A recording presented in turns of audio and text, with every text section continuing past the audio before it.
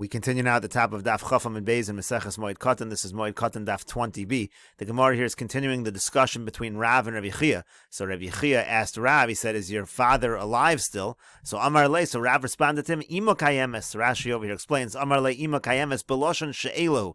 He responded in the form of a question. He said, is my mother alive? Kilomar Shata Shoel al Avi, Shoel al Imi. You're asking on my father, you might as well ask on my mother. Shafi Achoscha, because my mother is your sister. Just like my father is your brother, as Rashi explained on the previous summit, so too my mother is your sister, you should ask about her. So Amar Le, so then Rabbi Chia responded, Imo Kayemes, is your mother alive? Amar Le, so then Rav responded, Abba Kayem. So he said, again, the same response, the other way, my father is alive. Is my father alive? Rashi over here says, Amar Le Rabbi Chia, Ve'imcha Chosi Kayemsi, is that true?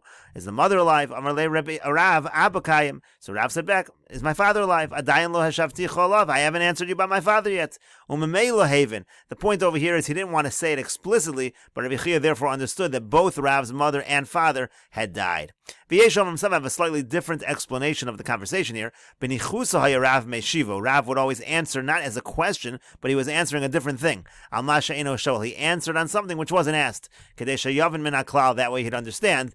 V'kosha be'enai lomar sharav yoti davar sheker mipiv. However, that doesn't really make sense, Rashi says, because it would be difficult to say that Rav would say a lie. My mother is alive when she's not alive. It makes more sense to say, Ima kayemes, you should have asked, is my mother alive? And then when he asks, is the mother alive? You should ask, I haven't yet answered whether father is alive. And again, the point is, this was all a way of, without saying outright, to indicate to Rabbi Chia that both of them had died.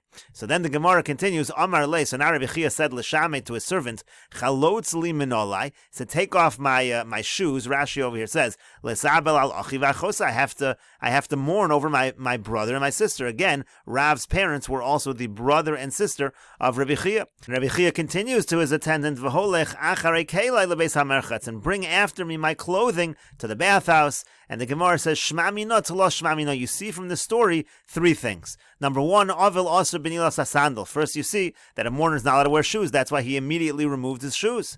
Ushma mina, you also see Shmur rechoka eino noheges ela yom echad. You see that a Shmur rechoka is only one day. Ushma mina mixas hayom kekulu. And you also see that even part of the day is enough. And Rashi over here explains, V'holech klei acharai lebeis hamerchatz lelamed halacha. This was all in order to teach halacha and iskavin. That was the intention of Rabbi Chia. She'ein Shmur rechoka la'achar shloshim noheges ela yom echad. He wanted to show that Shmur rechoka is only going to be a one day of mourning. Umixas hayom kekulu, and even part of the day is enough. So in other words, he just removed his shoes, he fulfilled the mourning for just part of the day, and then immediately after that he goes to the Beis HaMerchatz. He goes to take a bath to indicate that the time of mourning is over. And in any case, the Gemara sees this as a question because Rabbi Chia clearly is saying over here that Shmur rechoka is just one day. We said on the previous summit that Rav Achia said that it's going to be 7 days and 30 days. You have to do like a regular mourner. And so the Gemara answer is not a contradiction at all. Rabbi Chia l'chud, Rabbi Achia l'chud. These are two separate individuals. The Gemara initially thought it might be the same person, but Rabbi Chia is one individual, Rabbi Achia is a different individual, so it's not a contradiction. The Gemara continues, Amar Rabbi Yossi bar Avin, Rabbi Yossi bar Avin says, Shama Shmua krova beregel, u'l'motzoi haregel nasis rechoka. Let's say somebody hears news that his relative dies, and it's still within 30 days on the holiday. He hears on the holiday, but after the regel, when the shiva would really start, already by that time, it's Shmur rechoka, it's already after 30 days that he's hearing about it. So, Olalo ve'eno noeg el yom echad. The regel counts in terms of determining whether it's a Shmur krova or Shmur rechoka, and therefore we say that since the mourning period starts after the regel, and that's already more than 30 days after the person died, therefore they're only going to mourn for one day. And the Gemara continues, Tani Rabbi Ada Demin Kesari Kamid Rabbi Yochanan. Rabbi Ada from Kesari, he taught in front of Rabbi Yochanan as follows. Shama Shmua Krova b'Shabbos, a similar case. Let's say a person heard a Shmua Krova on Shabbos, it was still within 30 days. Ulamatzoi Shabbos Nasis Rechoka, but then already by Motzah Shabbos, again, when the morning would actually begin, it's already Shmur Rechoka, it's already past 30 days. So Eino Noeg Ela Yom Echad. So again, the halach is, the person only needs to conduct himself as a mourner for one day. And the Gemara says, Korea o eno Korea. In a situation of Shmur rechoka, where it's just one day of mourning, so do you have to tear the clothing, or do you not have to tear the clothing? Rabbi Moni Amar eno Korea. Rabbi Moni says there's no obligation to tear clothing if you're only sitting for one day. Rabbi Chanina Amar Korea. Rabbi Chanina says no, you do have to tear the clothing.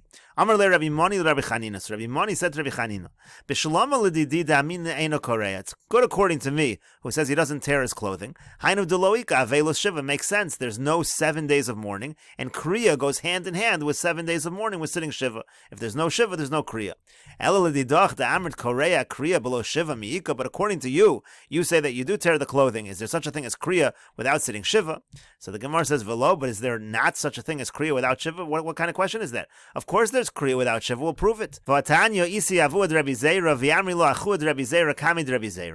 Isi, the father of Rabbi Zera, and some say was the brother of Rabbi Zera, he taught the following brisa in front of Rabbi Zera. The brisa says, Misha ein lo cholak l'krov and his damin lo b'soch shiva. Let's say somebody doesn't have a garment to tear, and then he only gets the garment a little later, but it's still in the middle of shiva. So korea, the halach is he can tear the garment. But liachar shiva, but if it's after shiva, ain't no korea, you don't do the kriya after the shiva.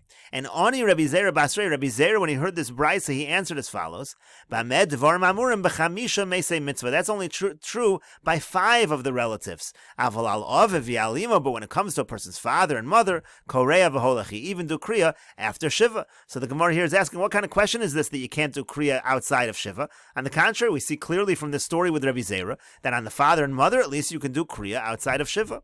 And so the Gemara says, no, it's not a proof. When that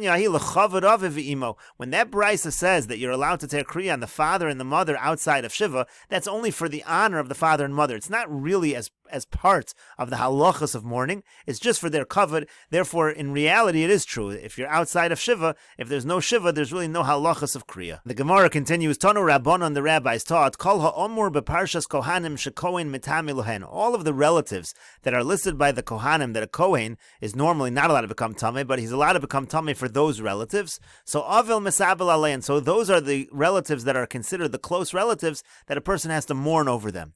V'yeluhen, and the following are the relatives: Ishto, a person's wife; Aviv v'imo, his father and his mother; Achiv v'achoso, his brother and his sister; Beno ubito, and his son and his daughter. Now over here, when it's talking about brother and sister, it's talking about brother and sister from the father's side, and it's also specifically talking about an unmarried sister.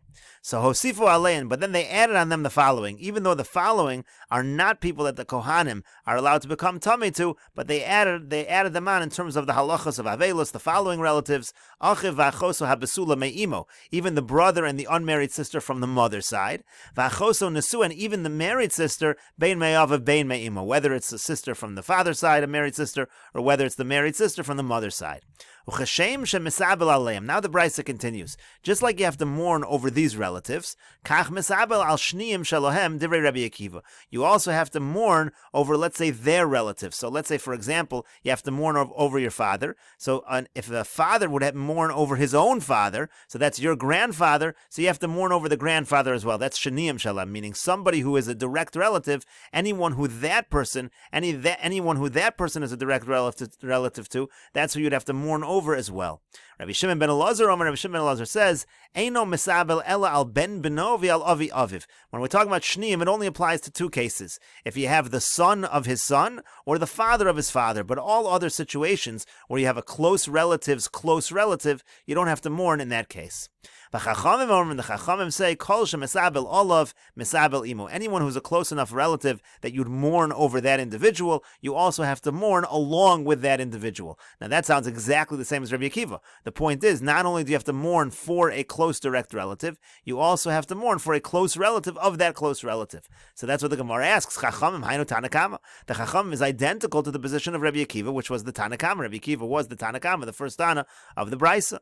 So the Gemara answers, no, Ika beinayu imo babayis. There is a difference between them, because the Chachamim are only saying if you're with him in the house, meaning if you're with this close relative in the house, and that close relative is mourning over their close relative, then you have to join in the avelos. But if you're not with them, you don't have to mourn. But according to Rabbi Akiva, no, even if you're not with them, you're still going to have to conduct yourself in avelos because a close relative of your close relative passed away. It's like the story where Rav told Chia his son. Similarly, Rav Huna told Rabba his son, when you're in front of her, it's talking about your wife. In other words, if your wife is in mourning and you're with her, you also have to conduct yourself as a mourner. But if you're not in front of her, you don't have to conduct yourself as a mourner. The Gemara continues, Marukva shachiv le bar chamua. So Marukva, the son of his father-in-law, which would be the brother-in-law, Marukva's brother-in-law died. So Savar l'meisav aleh shivu shloshim, he thought that he should conduct himself as a mourner, doing both the shiva and the shloshim, because in other words, in honor of his wife was now in mourning over her brother, so he should join together with his wife. So Al Rav Huna Lagabe, so Rav Huna went by him, Ashkach, and he found him that he looked like he was mourning. Amar Lei said to him, to the Naisa boys Lamechal, do you want to eat the mourner's food? Lo Amru Lechvod Ishto Elachamev V'chamosa. This halacha that you have to honor your wife and you have to mourn together with one's wife is only by his father-in-law and his mother-in-law. It would not apply to other relatives of a person's wife, like let's say his brother-in-law. The Tanya, as we learned in a brayso, Mishames Chamav Chamoso. It says if his father-in-law, his mother-in-law died, Eino Rashay Lachav Ishto Lios Kocheles V'Lios Pokasas. Person can't force his wife in such a situation to put the makeup on her eyelids or to put up other kinds, or to put on other kinds of makeup.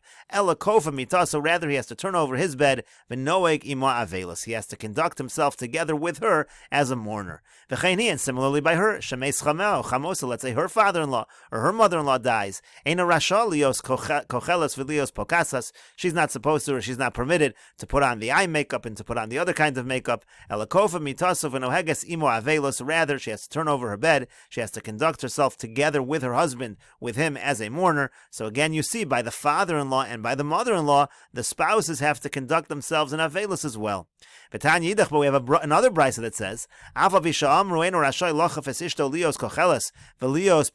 even though they said that he can't force his wife to put on these various kinds of makeups, the eye makeup and other kinds of makeup, but in truth they said, she can pour for him a cup, and she can spread out the linen for him on the bed, and she can wash for him his face and his hands and his feet. In other words, she doesn't have to really conduct herself in this fashion. So the Gemara says, Kashin Adadi. It seems to be that it's a contradiction against one another. Do the spouses have to conduct themselves in mourning or not? So the Gemara says, Elalav Shmamina, rather, do you not see the following? Kan b'chamav v'chamoso, kan b'shar krovim shmamina. It depends. In one case, we're talking about with a person's father-in-law and mother-in-law in such a situation by a father-in-law and a mother-in-law. So then let's say the husband's father-in-law, mother-in-law dies, so then he should conduct himself in Avelis together with his wife. But that's only true there, but it's not going to be true by shar krovim, by other relatives of his wife, and also vice versa. This halacha is not going to be true.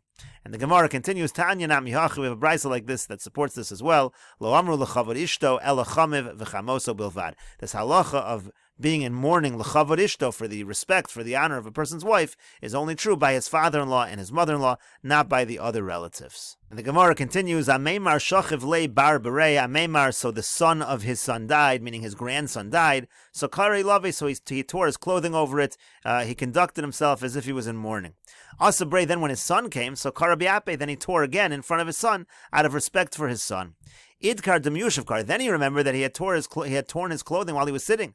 So kam karam umut. So he got up and he tore his clothing while he was standing, because the halach is he should tear his clothing while he's standing up. So Amar le Rav Ashi la'Ameimar. So Rav Ashi said to Ameimar, Kriya demu'umad minolan. Where do we know this idea that you have to tear while you're standing up? Techsiv, because the pasuk says Vayakam Eov Vayikra es me'ilo. It says Eov got up and he tore his coat. And we'll continue with this discussion in the next video on Daf Chaf Aleph Amud Aleph.